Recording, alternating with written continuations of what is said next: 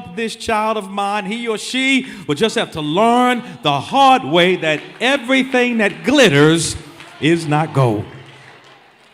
Mother Brown, I hope that I'm not upsetting anybody in here, but was this the year when you finally had to put on your big boy underwear or your big girl panties and make that hard decision that may not have been approved by others, but it was a decision that you had to make because you were tired of living in pain? Preach, Pastor Chandler.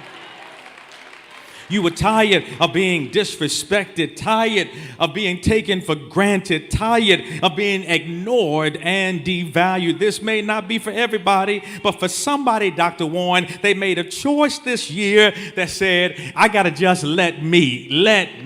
I got to let them do what they going to do, and I got to. And I don't know who needs to hear this, but self-care is not an expense, it's an investment.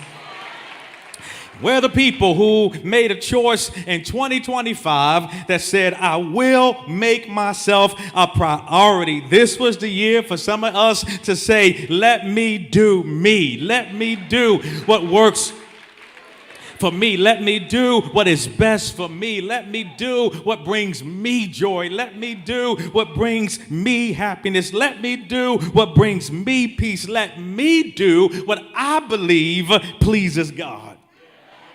Friends, living a life that pleases others but makes you uncomfortable is not the will of God for your life. Preach, Pastor Chandler. Reach over somebody, then say, just do you, do you, do you.